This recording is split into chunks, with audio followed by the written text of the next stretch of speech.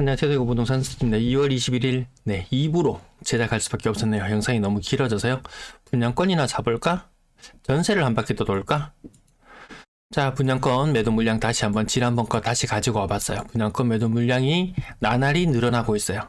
프리미엄이 쭉 빠졌다고 해도 하지만 여전히 비싸더라. 안 줘도 5억 가까이 하는 이 가격, 주변의 구축의 가격, 한 10년차 정도 되는 아파트면 가격이 한 3.5억 정도, 요 정도 선에 거래되고 있어요. 턱없이 비싸다. 거의 한 40%, 체감상으로는 한 30에서 40% 정도, 신축의 프리미엄이라고 하기에는 좀 많이 비싼 감이 있어요. 건설사들, 비싼 값에 잘 팔았습니다. 자, 분양권 거래량 30건. 압도적인 거래량. 1월의 거래량을 2월의 거래량이 벌써 뛰어넘었어요. 특례 보금자리 너무 무섭대. 자, 가격 한번 살펴보시면 해링턴 플레이스 만촌 가격이 7억 2,933만원 끝자리까지 딱 맞춰 떨어졌죠. 자, 그러면 아직까지도 이거 분양가 얼마예요? 이렇게 물어보시는 분이 계시는데 저는 주로 구글에서 검색을 합니다. 구글에서 검색을 해보면 이렇게 이미지 있잖아요. 이미지를 검색해보면 여기 누군가가 블로그에 많이 정리를 해놨어요. 그거 이미지를 탁 클릭해보시면 여기 만약에 해링턴 플레이스 만촌 분양가 이렇게 해서 검색을 하시면은 이런 표를 얻을 수 있습니다. 우리가 방금 봤던 것은 84의 A타입 15층이었던 것 같은데요. 가격 분양가가 6억 8,500 정도 합니다. 여기에 또 복잡해집니다. 복잡해지는 부분은 좀 차치해 두고요. 그러면 이 아파트에 얼마나 인기가 있었느냐. 2021년 당시, 21년 그것도 초반이었어요. 얼마나 인기가 있었냐면 경쟁률이 30대 1의 경쟁률을 뚫고 올라갔는데 실질적인 프리미엄은 거의 없더라. 네, 그 부분. 혹은 검색하실 때 만촌동 해링턴 플레이스 지금 현재 분양권 상태로 거래되고 있는 아파트의 경우에는 요 호객노노 사이트가 연결이 되는 곳이 있어요. 호객노노 사이트에 연결되어서 들어가면은 바로 손쉽게 분양가를 확인할 수도 있습니다. 좀 전에 프리미엄이 어떻게 계산되는지 알고 싶으시다면 제 채널에서 오셔서 여기 돋보기 모양으로 가셔서 분양권이라고 검색하면 분양권과 관련된 여러가지 영상이 있는데 그 가운데 분양권 실거래 신고 건수, 프리미엄 조사 방법, 이 부분을 살펴보시면은 아래 화면같이 분양가가 얼마였고 얼마라면 확장비 이런 것들 여러가지 감안해서 실질적인 프리미엄이 얼마나 붙었는지 확인해 볼 수 있습니다. 따져보니까 해링턴 플레이스 만촌 30대 1의 경쟁률을 뚫고 나갔지만 남는 것이 거의 없더라. 다른 곳들도 마찬가지입니다.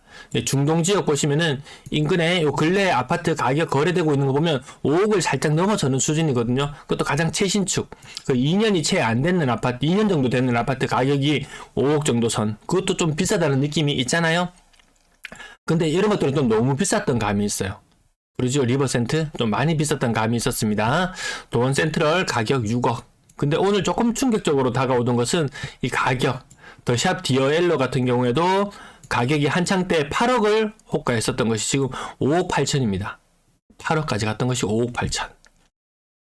그럼 5억 8천이 싸냐라고 느껴봤을 때는 조금 비싼 느낌은 있죠. 네, 지금 상당수의 아파트들이 5억 초반에 거래되고 있는 모습을 봤을 때 좀 비싼 느낌이 있어요. 성남 헬스자이 가격이 5억 8천부터 5억 2천까지, 얘도 9억까지 갔었던 분양권이잖아요. 그 5억대로 웬만하면 다 내려와 있는 상태. 지금 5억 8천 주고 샀으면 조금 비싸다는 느낌은 있습니다. 왜 그런 느낌을 가지냐면 매물이 지금 넘쳐나거든요. 매물이 넘쳐납니다. 물론 추후에 나오는 분양권들은 또 분양가가 더 비쌌기 때문에 가격은 더 비쌀 수 있어요. 하지만 그 프리미엄만큼 다 챙겨받을 수는 없는 입장. 그러다 보니까 마이너스 P가 나오는 그런 대구 시장의 모습인 것 같습니다. 정날시장에 5억 2천 정도까지도 나왔고요. 서대구 용무 예담은 40평형이 5억이에요.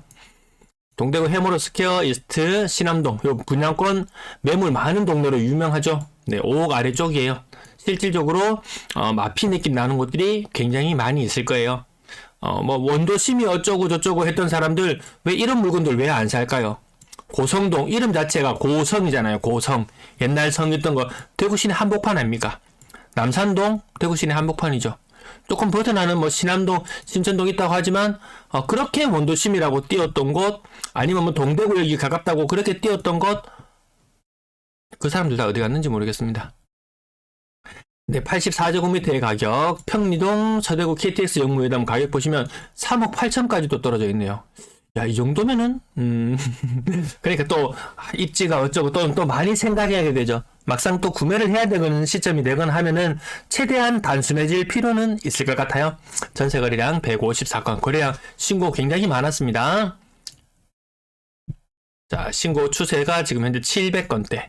전달에 비하면, 야, 매매 건수도 늘어나는데, 전세 건수도 많이 늘어나네. 2월 지금 아마 피크를 이루는 시점, 분양권을 살지 전세를 한 바퀴 더 돌지 집을 구매를 할지 상당히 망설여지는 그런 시기인 것 같습니다.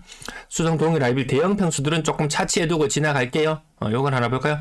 월성 3정 40평 넘는 거의 50평 가까이 되나요? 네, 5억 2천. 빌리브 버머 요거 보시면 9평 위주로 보시면은 가격이 5억 정도다. 그러면 여기가 원래 곱하기 2 정도 되는 동네였었거든요. 집값이 한 15억 16억 갔을 때는 전세 가격이 8억 이 수준까지 갔었던 걸 보면은 얼추 맞아 떨어지죠. 용산 롯데캐슬 대형 평형 전세 가격 5억. 그래도 어떻게 보든지 전세 가격 이렇게 빠지는 것은 피할 수가 없는데, 아직까지 우리는 전세 가격 잘 받고 있어, 걱정 없어라고 하는 지역들도 영향을 같이 받을 수밖에 없다는 것. 이 전세가가 매매가 꼬리가 몸통을 흔드는 그 현상은 이게 비단 올해만 그치는 것이 아니고 내년 내후년까지 계속 이어질 수 있는 부분이에요. 여전히 높은 가격으로 전세 계약을 하는 사람이 있거든요. 왜냐하면 이 갱신거래 처음에 2년 살았다가 전세가 조금 더 비싸긴 한데 조금 깎아준다고 하니까, 아니면 여월세를 준다고 하니까 머물러서 2년을 더 살고 나잖아요. 그럼 2년 후가 또 문제가 돼요. 2025년까지도 문제 소지가 여전히 남아 있습니다. 물론 25년의 입주 물량은 대구의 적정 입주 물량 정도 수준에 그칠 것으로 예상은 됩니다. 하지만 이 후폭풍, 이 크레모아 터지고 났을 때 이쪽으로 구슬탄이 발사되고 뒤로 엄청난 후폭풍이 이렇게 발생하는 것처럼, 아직까지 지금 눈에 보이는 지금 뭐 매물이나 이런 것들, 전세 매물이나 이런 것들과 싸우고 있지만 후폭풍도 한 번쯤은 생각해 볼 필요는 있을 것 같습니다. 그래서 급반등 지금 한 30-40% 떨어졌다가 한 10% 가까운 반등이 나왔다고 해서 얘 발목을 잡는 애가 발목을 잡고 이렇게 끄집어 내리는 물귀신 같은 것들이 너무 많이 아직 남아있는 것 같습니다. 거래량 엄청나죠? 하지만 매물도 증가하고 있고 정말 아이러니한 그런 상황들이 계속해서 연출되고 있는 것 같습니다. 월성동 월성 1평한 세당 전세 가격 3억. 이런 거 보면 좀 올랐는 느낌 들어요. 전세 금리 막 떨어졌죠? 오늘 나왔던 뉴스 중에 하나는, 요거 먼저 볼까요? 청라 언덕역 사원 포레스트 전세 가격 3억. 요거 좀 잘 받은 느낌이에요. 금리가 좀 떨어지고 있다고 느끼니까요. 혹여라도 미국이, 우리는 이번 달에 금리 동결을 하고 23일이죠. 내일 모레네요. 운명의 또 그날이 오네요.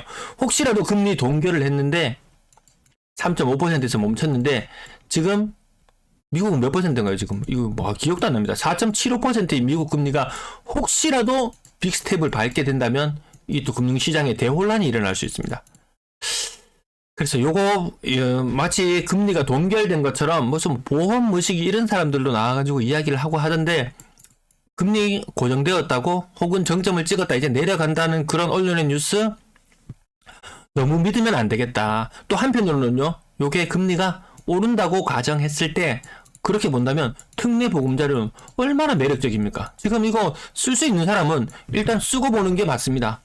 특례 보금자리는 금리가 더 높은 사람들은 일단 쓰고 보는 게 맞다. 나라에서 주는 혜택 무시 못합니다. 또 제 영상 그 채널에서 특례 보금자리는 몇 개 검색해 보시면은 나라에서 얼마나 큰 혜택을 주는 것인지 알 수 있을 거라고 믿습니다. 자, 가격 아래쪽으로 조금 더 내려왔는데요. 웬만하면 2억 5천 쪽으로 수렴되는 분위기라는 부분. 그 부분. 근데 요것도 지금 금리가 정책적으로 막 억누르는 부분이 있어가지고 지금 요 정도 수준이지, 금리가 만약에 더 올라갔다면 얘가 쭉 빠질 거예요. 근래 들어서 전월세 비중을 살펴보셔도 오늘 전세 물건을 좀 많이 가지고 왔었네요. 네, 그냥 좀 지나갈게요. 구분별 흐름 보시면 특정 지역에 쏠리면 다른 지역은 전세입자가 빠져나가는 요 모습. 그리고 전세 비중, 지금 전세 비중이 좀 높아지고 있어요. 왜? 금리가 생각보다 그렇게 높지 않아요. 생각보다 작년 12월 달 1월 때, 작년 11월 12월 금리 완전 절정의 공포감, 어디까지 금리가 치솟을지 모르는 그런 분위기, 정책적으로 억누르기 그 전의 모습, 네, 그런 것들 생각해 봤을 때 상대적으로 금리가 떨어지니까 그나마 전세가 조금 숨통을 트이는 것 같습니다. 평균 전세 가격은 2억 3천만 원 선을 유지하고 있고요. 거래량 부분 네, 상황 미만 10% 밑으로 내려와 있고 월세 거래량은 벌써 전년 동호를 뚫고 올라가려고 하고 있습니다. 전세는 아직까지 좀 멀었죠. 전세는 조금 갈 길이 멉니다.